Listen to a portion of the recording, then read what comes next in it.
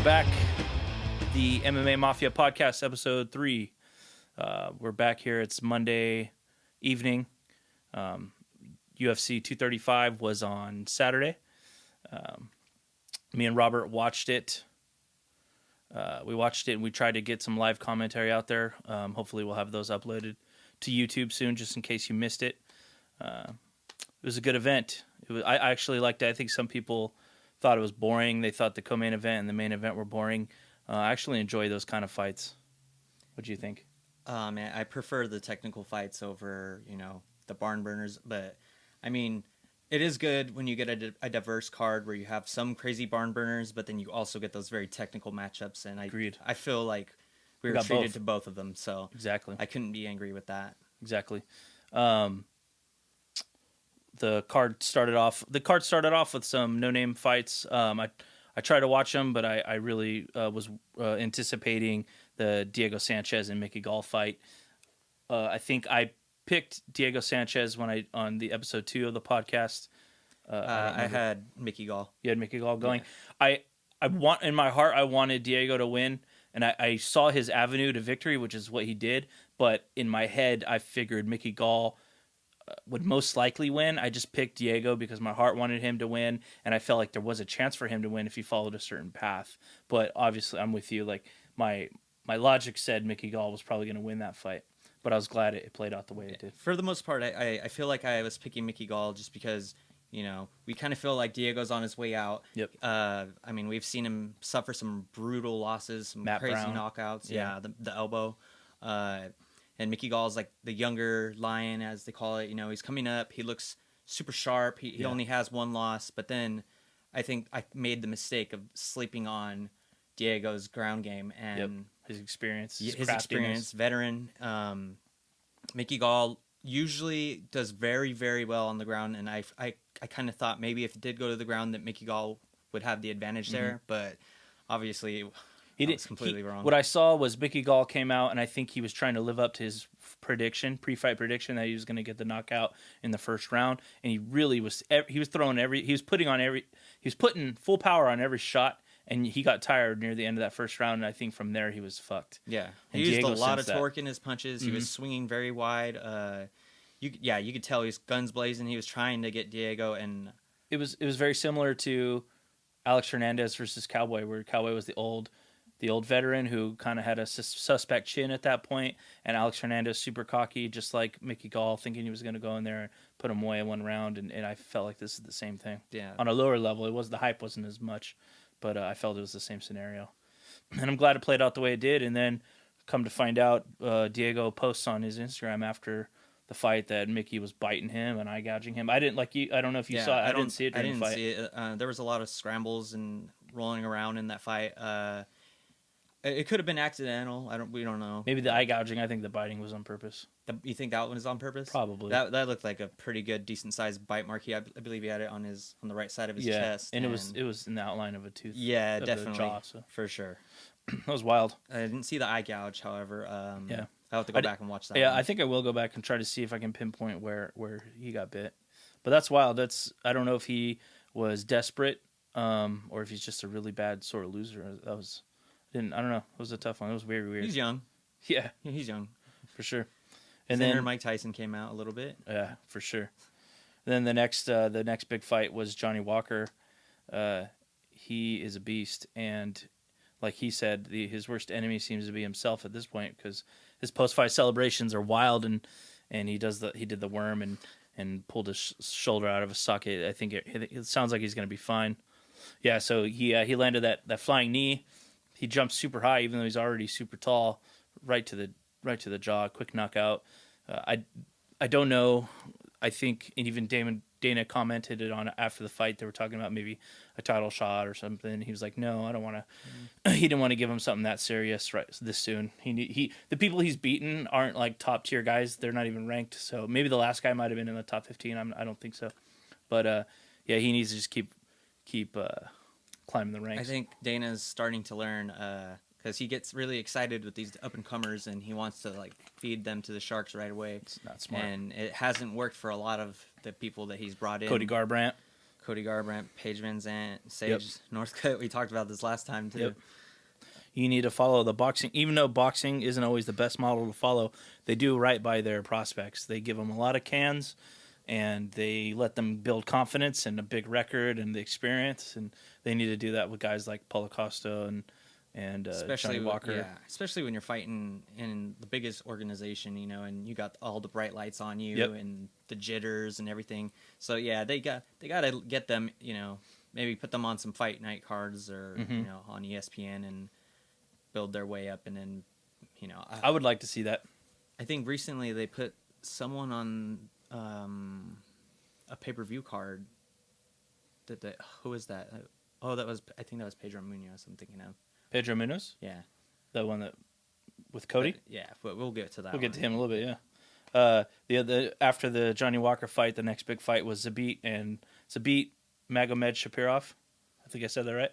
And Jeremy Stevens, the veteran. And everybody that Zabit fights, he's so much taller than them and longer than them.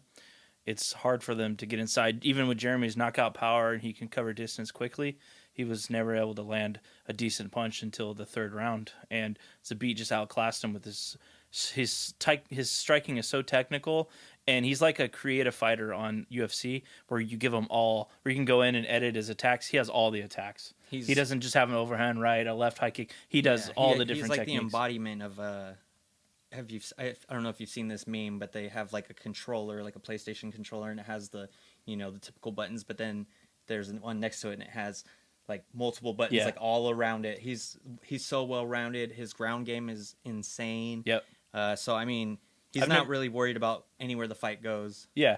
I don't know if he's, I might be wrong. I haven't really seen someone put him on his back, because I think he's been so much longer than everyone. He's been able to use his size to kind of sprawl out of the takedown attempts maybe. A lot of the guys try to strike with him, and when he did go to the ground, he got that sick knee bar from like the back mount. It was crazy. That's insane. And he was so much longer than that guy, and he was so much longer than Jeremy. He was able to extend it so much further. Yeah, in terms of like the whole idea of creating your fighter in UFC, he's the same thing. Like he's like 6'1" at 145 pounds. You know what I mean? Yeah. So he's like, you created your fighter as tall as you could possibly be. You made him perfectly well rounded, and you gave him all the sweet techniques. Like he was doing kicks off the cage and stuff, and he's not afraid to try anything. He's like the John Jones of the featherweight division. He's taller, longer than everyone. He has no fear. He's very creative. So he's very calm. Very calm. Like the typical Russian. And that Fedor-esque. Exactly. And his only downfall is, I don't know how marketable he is in the U.S. We'll see with Khabib. Khabib has made himself marketable with the whole. Dana can pretend like he didn't like Khabib jumping out of the cage. I think secretly he's glad nothing happened. There was no catastrophe. If someone's injured, going to the hospital. Same thing when Conor threw the dolly. I think part of them, they'll never admit it, part of them was very excited that everyone in the sports world was talking. They weren't talking about football or basketball. They're talking about Conor throwing the dolly. They're talking about Khabib jumping out like a freaking eagle, like his nickname. And the UFC even, used it in the promos. Yeah, they're using the promo. So. They'll use Khabib jumping off the cage. They'll use that in his next fight. Khabib is marketable, but Zabit doesn't seem to have that type of charisma. That, and I think he needs the right dancing partner. Mm-hmm. He needs someone that's gonna make him angry, or maybe ensue him to talk some shit, get him riled up. At 145, who do you think that is? I don't know. I think this one would be a little bit more respectful, but I feel like it's the fight that hardcore fans want to see is Yair Rodriguez. Yeah, and especially since that fight fell out already. Yeah, mm-hmm. Yeah. I really want to see that one. Yair probably won't talk any shit on him, but he's a kickboxer. And Zabit seems like the kind of guy that will do, even though he's very good on the ground, he'll use his kickboxing until it goes to the ground. I don't think he'll make it go to the ground. Yeah. And so I'm hoping to see a stand-up battle between two very technical, highly skilled kickboxers in Yair Rodriguez and I would like Zabit. to see 5 rounds for that. Oh, yeah. For They get a fight night, ESPN Plus, or maybe ESPN, and do it on like Cinco de Mayo or something. So I have Mexican people in my family. The only fighter they really know is Yair, and because they're from Chihuahua, he's from Chihuahua and stuff like that. So we'll see. But I think they could cultivate a Mexican following, and they need one. They don't have anyone else. They had Cain Velasquez, but he doesn't really speak that good Spanish. He's from he's from the United States. Yair is actually someone who speaks perfect Spanish, good looking dude, and he's from Mexico. So hopefully they can turn him into a star. The thing with that about that Mexican market too is it's out there, and I mean they've been doing the Ultimate Fighter Latin America, and just recently they switched from. I mean they're owned by the same company, but I mean Budweiser was the sponsor, Bud Light was Modelo for the longest time. Now it's Modelo. I think they're picking up after that boxing model. They should use. I know Modelo likes to use immigrants coming into America, like they use. I think Kane is on there, and I think Stipe is the big one because his parents are from Croatia. Yeah, but they could do some with Yair maybe. Yeah, I don't see why not. So after that one, now we can get back to Cody Garbrandt. A lot of stuff in this one. Yeah, I think we had both picked Cody to win this fight. Yeah, I think you probably agree. I picked Cody more because I could see him losing. Like Pedro's one of those guys that could win. I didn't think Pedro couldn't win. I was just kind of hoping. I think Cody needed it more. Like he couldn't suffer 3. It's not good for his career to suffer 3 straight defeats, and it's not good for especially by knockout. Yeah, 3 straight knockouts, and brutal he's knockouts. Young, so I mean, it doesn't help him a lot. And being a former champion, especially, that just makes it. And then on top of that, him being the one who dethroned Dominic Cruz, Yep. So there's so much pressure on this guy. Yeah. But like I said, he's young. I would like to see him. I mean, some people are saying he should retire. He's done. Whatever. I would like to see him go. Maybe there's got to be good fights for him in Bellator or maybe ONE FC.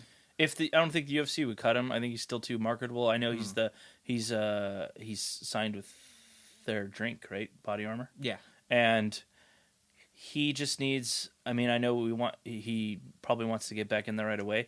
Maybe he needs to take some time off. Some people have done that. I think someone fought on the card had taken a lot of time off, and Robbie Lawler. Yeah. Took some time off and rehabilitate and clear your head. Forget about TJ. Forget about the title. You just need to think about fighting smart in this fight to get the win.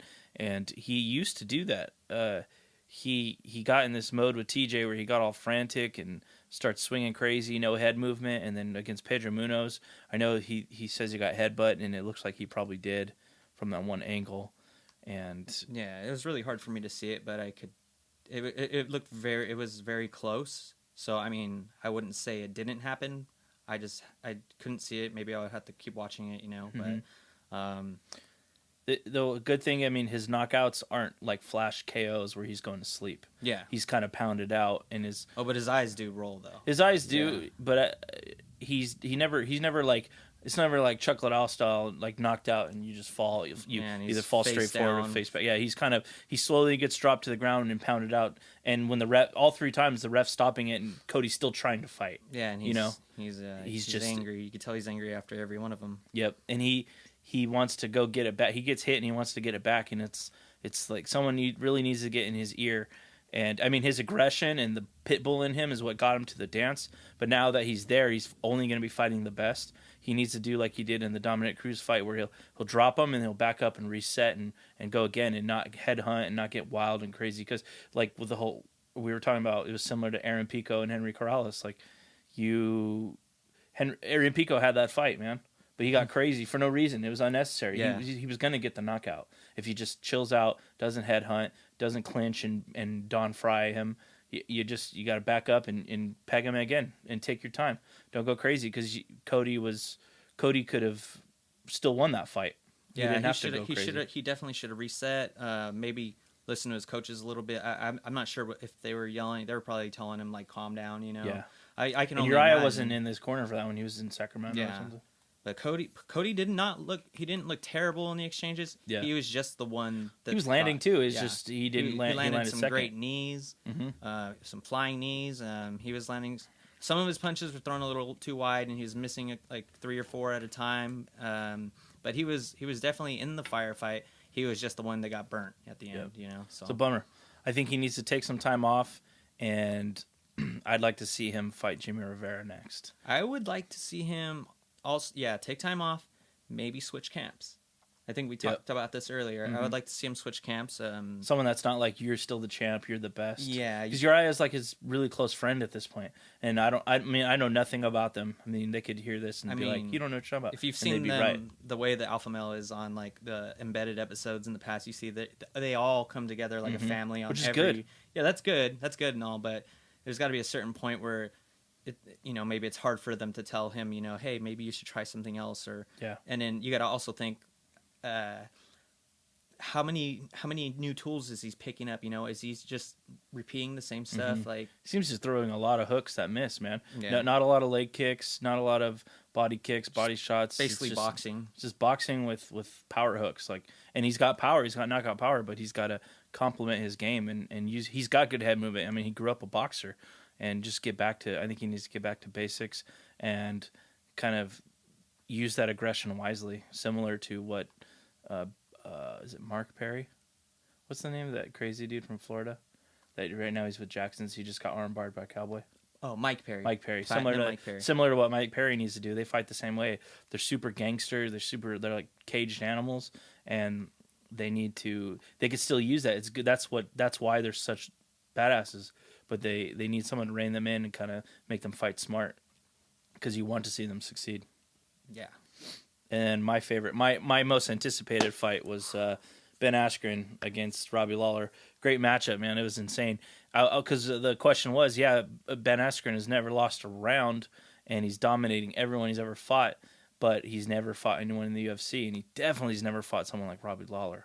I think they said that he did lose one round in a previous fight, but I think... Thoroughbred too. I talked about it in the last one. He kind of started trying to strike instead of use his wrestling for one fight, and against I never remember this guy's name. His nickname is the Thoroughbred.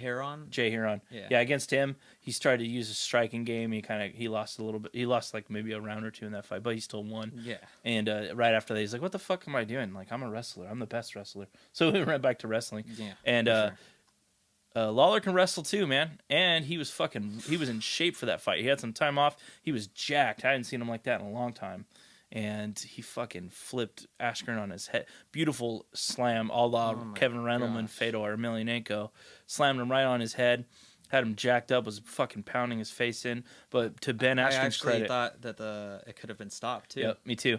I was hoping it wouldn't, because I want Askren to be safe. If he was in danger, and stop the fight.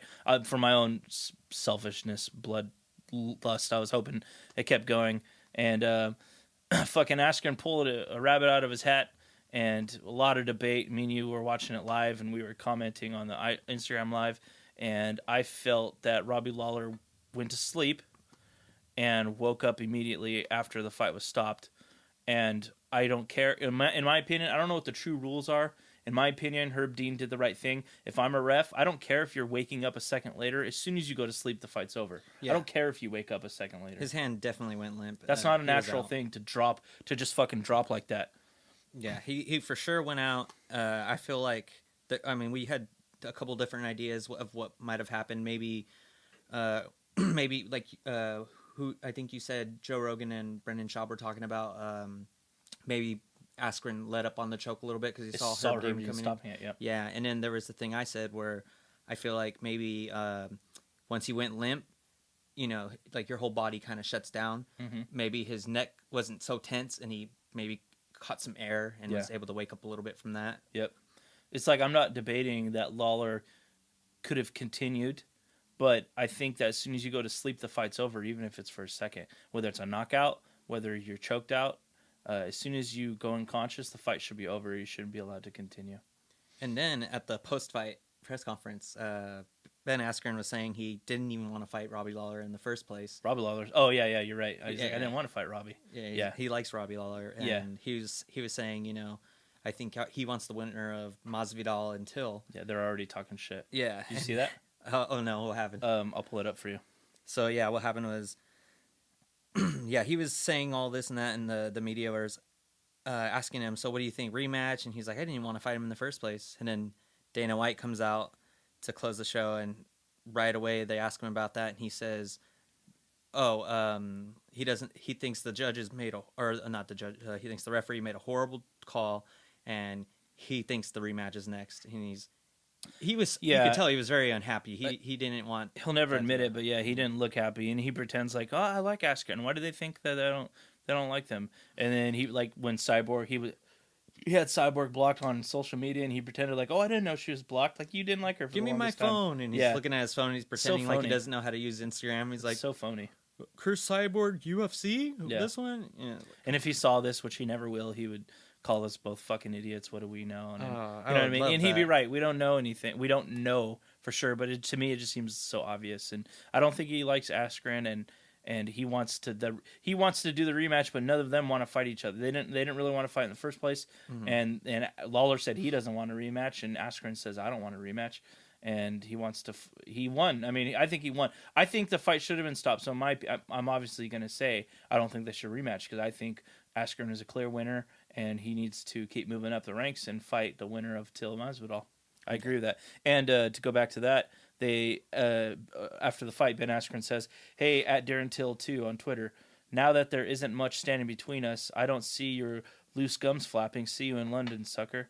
And Darren Till says, "Ben, your performance was shit. You barely won. You're ugly as fuck. That chin is too big not to miss. You have no respect for no one. Oh, did I say you're a curly-headed fuck? See you in London, Muppet." Okay, yeah, I did see that. I forgot about that. So yeah, they need to fight. And then Ben Askren actually followed up. He said, "I'll take that as a yes. Don't duck me for an easier fight this time." And then Darren Till posted a gif of Mike Tyson laughing. So hopefully, if all things go according to plan, Darren Till somehow beats Masvidal, which is no easy task, and then Till and Askren can fight. That'd be crazy. Till is a lot bigger than Askren, taller, more muscular, and should maybe be fighting at 185. Should maybe be fighting at 185, but that'd be interesting. I think Askren could take Till down because Woodley got him down after after he rocked him. I don't remember if Woodley got a takedown in the first round. Was it kind of inactivity in the first round?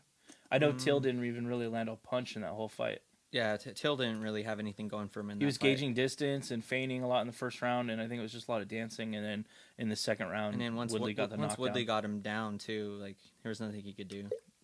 So that's my thought: is Till's ground game really that shit, or really shitty like that, or was he just so rocked that he didn't know where he was and he just easily got choked out? Because he didn't try to get up, he didn't try to stop the choke, he defended everything incorrectly, and he just tapped out.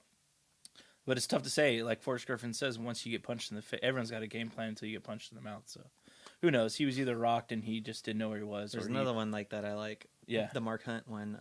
What does he say? Once I knock you the fuck out, there goes your black belt. Or... Yeah. Oh, yeah. I don't know who said it. They always reference it on a lot of podcasts. So yeah. He's like, when jiu-jitsu players are fighting MMA, it's like I punch you once, you're a brown belt. I punch you twice, you're a blue belt. I punch you or a purple belt. I punch you again, you're a blue belt. And then you know what I mean? Yeah. Every time you get hurt, you're a skill level lower because you can't think that quickly. So yeah, I agree with the stoppage. I think you agree with the stoppage. We both did live. My thing is, as soon as they're unconscious, I don't care how quick they come back. The fight should be over. We both picked for the safety. Askren for that fight as well. Yeah, I didn't expect him to get tossed in his fucking head so easily. No, I did not. But I mean, I should. Lawler is a beast, man. Yeah, he's a fucking beast, and he's older, but he's still a killer. So I expect Lawler to come back. I don't think he loses anything from that loss. I think because there's going to be so many people, including Dana White, thinks Lawler should have won that fight. Thinks he did win the fight. Dana was surprised that it wasn't stopped when he was ground and pounding Askren. So I think he's going to give Lawler a good. He'll either make the rematch or give Lawler a fight. And one win, Lawler's back in title contention. So they're both fine. After that, we had Usman and Woodley. I picked Woodley on the podcast. You picked Usman on the Instagram account, and you were right, and I didn't see that happening. I thought that if Usman won, was going to win, that's how it would be. I just didn't think he would. I mean, I've never seen anything to indicate that Woodley would ever get thoroughly dominated in every aspect of the game like that. I just feel like, and what was the thing they were talking about? The collegiate wrestling or something? Oh, Woodley was D1 and Usman was D2. Yeah, I don't know. There's something about wrestling when it translates into MMA, you know.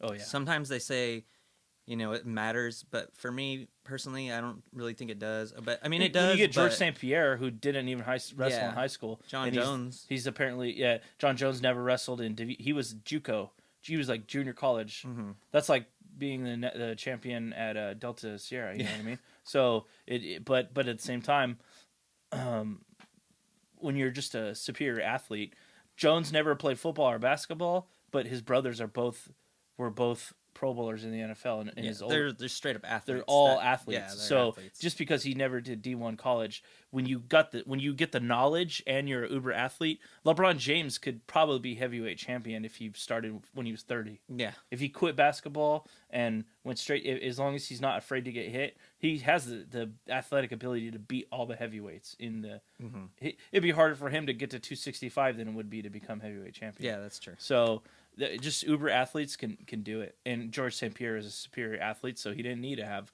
Division I wrestling experience. He just learned from Olympic wrestlers and trained for a long time, and he out wrestled all the D1 collegiate wrestlers in the MMA. Yep. It's crazy. It's wild. Usman man. And Usman, when you look at them, I didn't know this either, but when they weighed in, Usman towered over Woodley. Woodley's like stocky, but he's short, and Usman he has a fucking perfect physique, a V-shaped body. His back is super wide.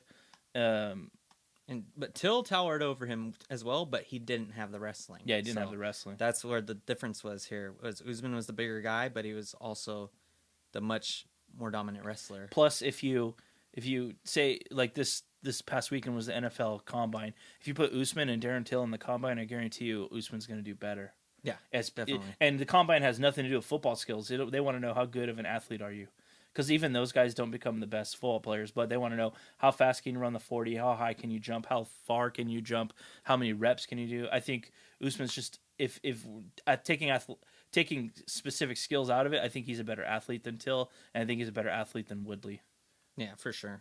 And he is the first Nigerian champion. Yep, first African champion. African champion. Yeah, crazy, man. Born in Africa, born in Nigeria. And that's where the whole Marty thing, when Ben likes to troll him, saying, I didn't know. I was like, who's Kamaru? He's Marty to me, Marty from Nebraska. Marty is just something his college coach named him because they couldn't say Kamaru. Yeah. So they called him Marty because there's an M-A-R in the middle of his name.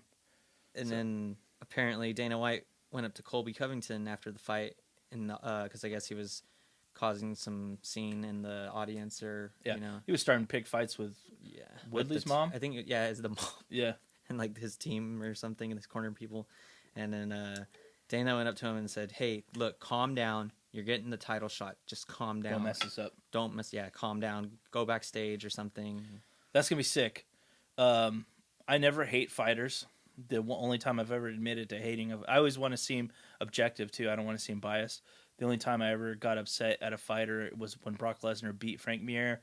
And the way he acted after the fight, I was like, man, fuck that guy. I want some... I'm embarrassed to say, but I was like, I want something bad to happen to him. I was so pissed. I was so pissed after he acted that way. He beat him up and then got in his face, and I was so rooting so hard for Frank Mir in that fight. And so that time, and then I'm not ashamed to say I don't like Colby Covington, and I hope he gets smashed because... I kind of like Covington, but not...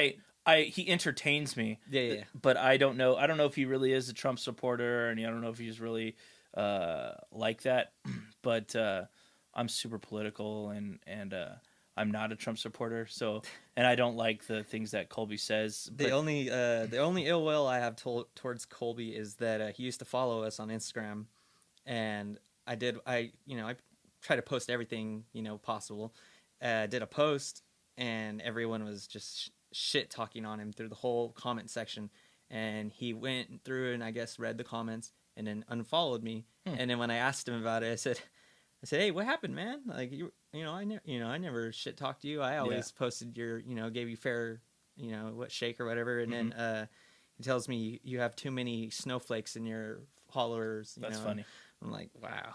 Yeah, I don't know if he's doing the whole Chael Sonnen thing where he's playing act. Because I went back and watched his old... I mean, I know people change, people evolve. But I watched his Oregon State interviews. He seemed like a stand-up dude. He was super respectful. He was super calm. I think it's the same thing. Colby didn't used to be this way, and Chael didn't used to be this way. It wasn't up until after the Marquardt fight that Chael went all WWE. And it wasn't until after... was it right before Damian Maya that Colby went WWE? I think so. It was like out of nowhere because he was kind of like middle of the road. No one gave a shit about Colby Covington until he started talking hella shit. And then now he's where he's at. I can't hate him, man. Maybe I'd do the same thing. You do, I don't think I would. Play the business. I will never be in that position. I'm a fat fuck. I'll never be anything like that. But I'll never know. But I don't know if I was put in that position, would I be like, man, I'm not getting any push. I'm not, for some reason, they're not marketing me. I'm like winning fights by decision, but they're not really exciting. Similar to Chael. Chael and Colby are like the same thing. Yeah. They're both right wing. They both are college wrestlers, wrestling background, and they kind of, their fights, while I respect them because this is my thing. Like, in the Usman fight, I don't like that Mark Goddard stood them up a couple times. And it's like, I don't care if it's boring as fuck. If my martial art is to hold you on the ground and make it so you can't do anything to me, I want you on the ground. Yeah. You don't want to be on the ground? It's the same thing as I want to punch you in the face. You don't want me to punch you in the face. So if you don't want me to, you need to stop me. If I want to take you down and hold you there and I give you noogies, I don't give a fuck. And that's what I'm going to do. If you don't want me to do that, don't let me take you down. Yeah. And if I do take you down, you got to get up. It's not the ref's job because the crowd is booing because they're drunk and they're not uneducated that we have to stand up. And I think they were mentioning it on the broadcast. John Anik was especially, and Joe Rogan never likes the stand-ups. And Mark Goddard responded. Did you see that? Yeah. And John Anik responded to that. And they kind of have like a little thing. But I don't know why Mark Goddard got so offensive. I think he let the pressure of the crowd booing make him do those stand-ups. And I don't want to say anything about nationality, but I know Mark Goddard's British. I know they're not known for their wrestling. They like striking battles. Yeah. I don't know if that plays into it either. Herb Dean wouldn't have stood him up then. No, of course not. I mean, I could be wrong. Was Herb, who was reffing Askren Lawler? Herb Dean. Yeah. See, I mean, obviously. I think he's the best. Yeah, I for sure think he is. Yeah, so Colby's got the next fight. I'm stoked for that fight. I'll buy that pay-per-view. It's the whole Floyd Mayweather thing, and I think that's his angle. I think he knows people are half the country's gonna hate him. So I think that's the same thing. Floyd Mayweather knew, hey, by being this flamboyant, flashy, cocky boxing fighter, people weren't buying my pay-per-views when I was winning on points. I was beating everyone, but I wasn't knocking people out. So to make himself marketable, he started talking shit. Yeah. That's when he became Floyd Money Mayweather, and that's when everyone cared about they wanted to see him lose. Controversy creates cash. So I think Colby's using that same angle. So yeah, Colby Usman next. That's gonna be super exciting. The only thing is, I know Usman. He's talked about he's had a chronic leg injury. Yeah. I can't. What is it? What's wrong? He's like a microfracture. Something like he said. He's had it for a forever. while, yeah. He's fought he took fights on one leg. He says a cortisone shot just to make it to the octagon, and you would have never known. He was a beast, dude. That was the most impressive victory I've ever seen in a long, not ever, but in a long time. Yeah. Because Tyron has been a fucking beast for so long, and I don't know, man. That was so impressive to me. What do you think Tyron does next? I think he takes a long time off. I know he just released his album today. Who knows if I'm sure he wants to fight. He said he was planning to go on 185. Don't forget to pick that up. That new album. Yeah, I'm sure it's really good. But he said he was planning to go up to 185, but now this changes everything. Yeah. I mean, I guess he's got to fight. He could fight the winner. He's never going to fight Ben Askren.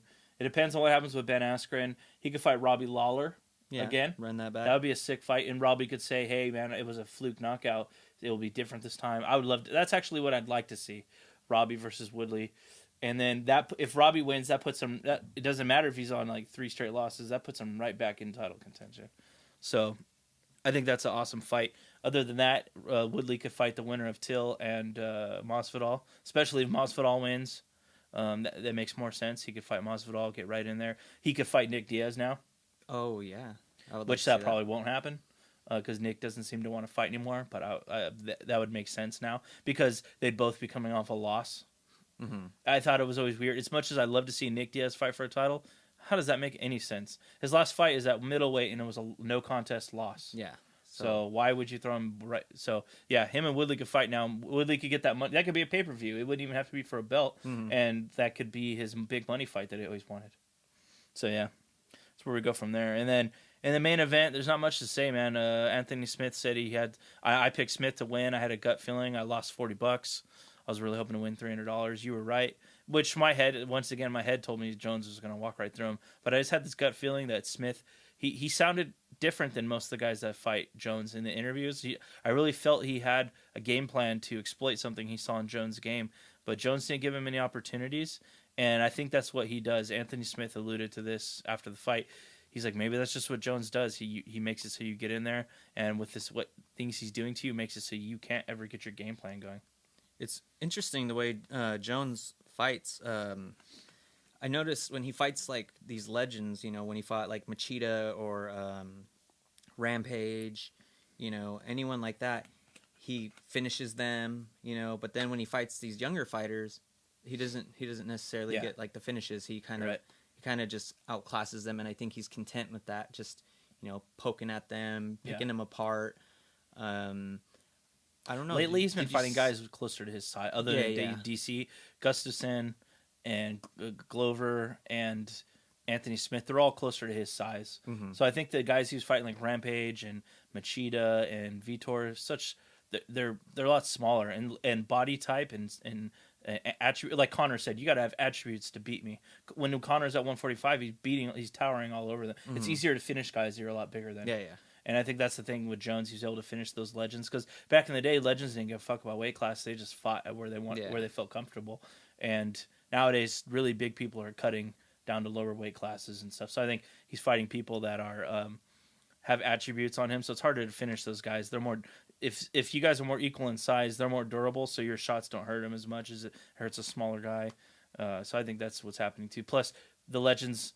Let's face it, legends tend to be more one-dimensional. Yeah. Where the newer fighters, the younger fighters, they're more well-rounded, so it's harder to finish them. There's no area that they really suck at. So, did you ever figure out what happened with John Jones because he had the tape on his toes? They never said anything. I'd be curious to see if that's the same. We commented on it when we were watching it. When he fought Chael, he broke his foot in that first round when he finished him. I wonder if that was the same toe. Because last time when he fought Chael, it was his toe that kind of snapped in half. He could have maybe just lost like a toenail or something. Yeah. I don't know. Just needed it covered up. For sure. Kudos. The biggest thing coming out of that fight, for sure, Jones dominated him and outclassed him every step of the way. But Lionheart got a lot of praise for not taking the easy road. Yeah. There's maybe some fighters would have elected to get the DQ win, become champion. There's a lot of everyone would hate you. You would have no respect from the fighters, from the fans, but you have every reason to. You'd get an immediate rematch. Of course. You'd get title money. You get pay-per-view points. You have every reason to financially to take that DQ win. By the way, if you don't know what we're talking about, during the fight, Jones hit him with an illegal knee and didn't knock him out or anything, but he was out of it. It was illegal and it was clean. It was not clean. It was illegal, but it was a legit knee to the head. It wasn't that Koscheck pretend like it just it obvious that it misses you and you pretend like you got hit. Yeah. He for sure got hit and it was a hard knee. And it wouldn't have been illegal in most commissions, but for some reason Nevada hasn't adopted the new MMA rules. Yeah, that was crazy. And then so Herb Dean did take away 2 points from John Jones, and then they ended up going to the decision, and Jones gets a 48-44. I think all three judges had that. Yep. Yeah, so if he didn't get the 2 points, it would have been 50-44, which means he got a 10-8 round in there. And that's about right, man. He dominated him every step of the way. Anthony Smith did really good in the first round, but then after that, he just had nothing. He didn't pull any triggers. He was fighting just to not get knocked out, and you're not going to win that way. Yeah. So that was to be expected. I was just hoping Smith. Even though I predicted Woodley to win, I picked Woodley to win. I like when things get changed up. It's exciting sometimes. So who do you think's next for John Jones? I guess all points. Unless he goes to heavyweight, which he seems reluctant to do, everything points to Thiago Santos. Dana White likes that fight. You could do that. I don't see. There's no argument against it other than I think Smith is never gonna. He doesn't have all the skills to be champion. He's got really good knockout power, and he's got attributes, but so did Anthony Smith. I know Thiago Santos knocked out Anthony Smith when they're at middleweight. Yeah. But I just think Thiago Santos is going to be a challenger that either gets stopped or another boring decision. Yeah, I believe the same thing. I don't see Smith winning that fight. I would really like to Or see not Smith, Santos. Sorry. I mean, I know we all want to see John Jones and Daniel Cormier At heavyweight. run it for the third time. Yeah, and I want to see that at heavyweight. Why not? And then Only because we've already seen the light heavyweight result. and Maybe but Daniel's it looks just like better at heavyweight. Dana White said he's gonna let Daniel do what he wants to do. You know, and he said if Daniel wants to wait for Brock, then he'll do that. I understand that too. And of course he wants to do that. Of course he wants Brock to come back. I mean, Yep. In a perfect world, Jones fights Thiago Santos and wins.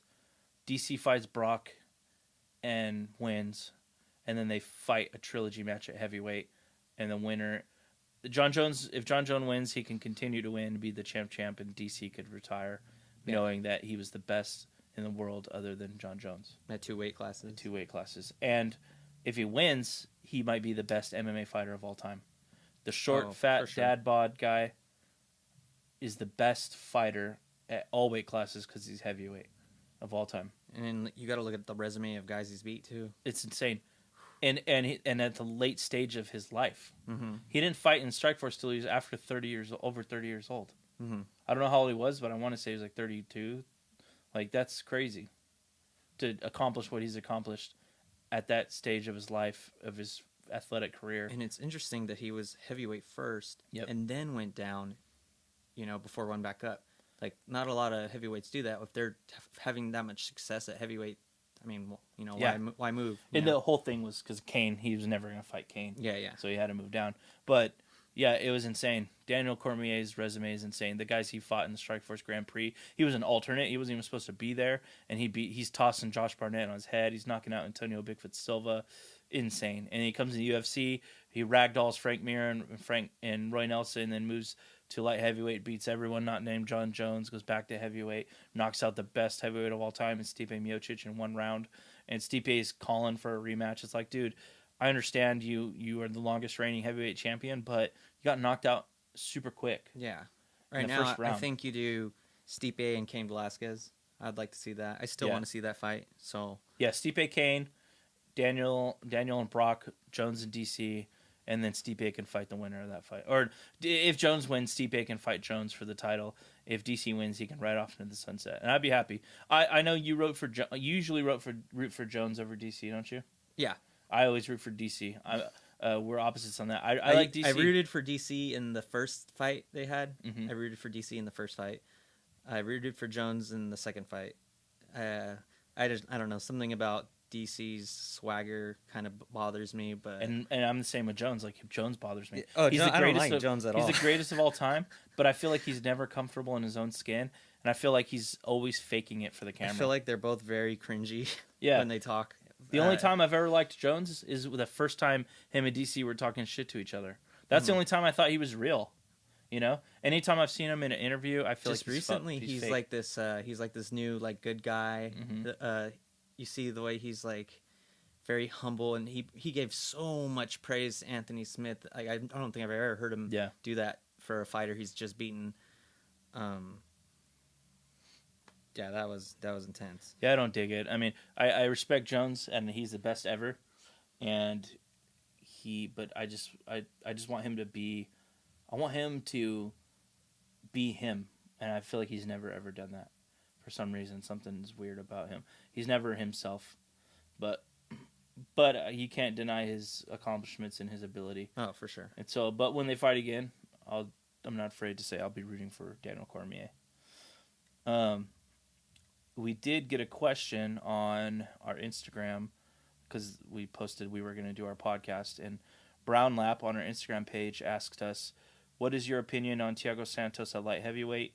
He's been incredible since moving up. Do you see him being a future champ?" So I jumped the gun on that. I answered that on my own. But thanks for that question, man. Keep them coming.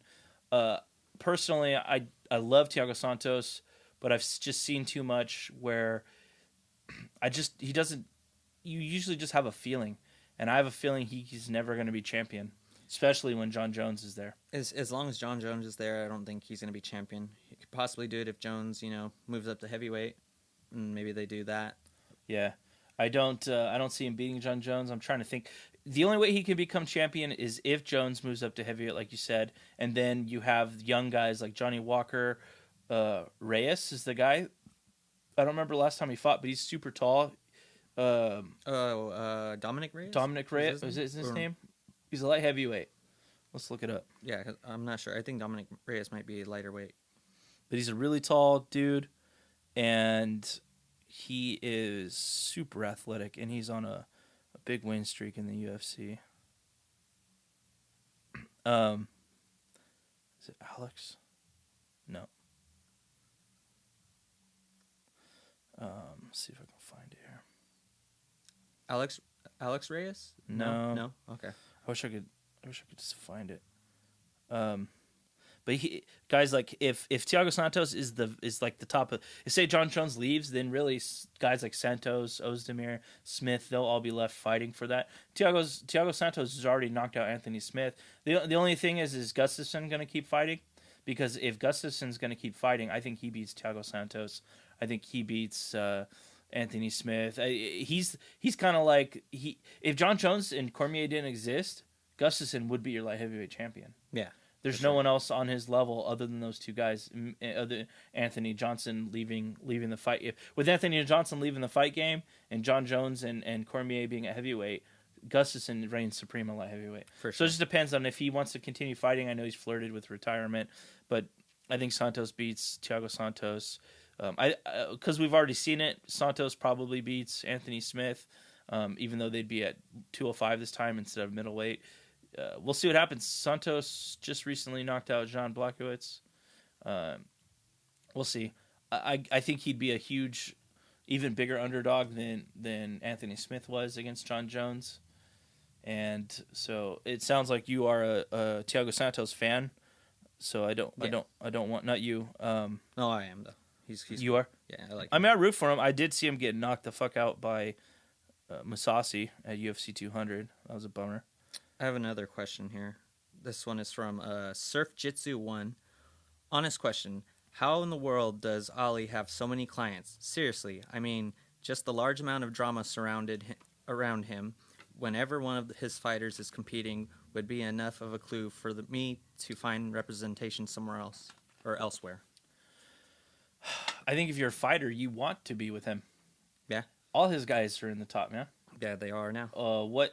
And because he has so much he has a great relationship with the UFC, so you kind of like take, even if you have morals, it depends on what you're willing to do. Like, are you willing to like push that shit aside and to get the best deal?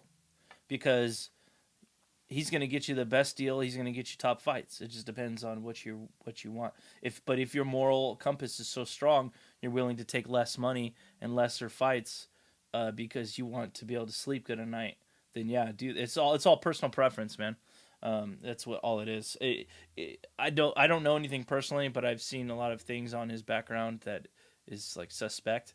Mm-hmm. But so maybe we should cover what happened with him and Colby Covington at the Palms. Let's do it. So Colby Covington was, as he says, he was in the buffet line at the Palms, or what do you call it? The that dump, the mm-hmm. Palms. Yeah. And he said he wanted to get some crab legs, and Ali Abdulaziz and Usman, came out, and I guess they had some other friend with them that Colby referred to as Sasquatch. Yeah. And they were, talking some shit at Colby, and I believe it was mostly between Ali and Colby, and they say there was a pregnant woman or something trying to intervene, and there was kids around. Yeah, Ali likes to get heated. I think because he's younger, he's in shape. He used to fight in martial arts. Mm-hmm. That he thinks he could take these guys on. I think he would probably lose in a lot of those. If he was so great, he'd probably be fighting the UFC. But he's hot-headed, And I know. So what's he want to know? Why do guys use him as their agent? Yeah. The simple answer is their moral compass is not as strong as yours, and they'd rather take more money and better fights than worry if their agent is a piece of shit or not. I just realized something. It's okay. The last thing in our second episode, Rondarion commented. He commented first, and he said, "What do I get? We're gonna send you a copy of. It's gonna be a UFC Blu-ray. You can either pick from any year, from 2018 to 2012, I think it is. Best of. So you could go ahead and comment on there and let me know which one you want, and then I'll message you and get your mailing details, and I'll send it to you. That's it, man. We'll be back again before the next pay-per-view. We may do another one. I know there's a card coming up this weekend, Dos Santos and Derek Lewis. I don't know if it warrants a podcast, but we'll see. We are going to post our live commentary in case you missed it from UFC 235. Other than that, we will be back before the next big UFC card. Once again, this is Stockton, not LA, and this podcast is brought to you by Fired Pizza. Check them out on Instagram at @fired_pizza. And don't forget, represent.com/MMA Mafia. Use our promo code MMA-Mafia for 10% off all purchases. This is the MMA Mafia podcast. We're out.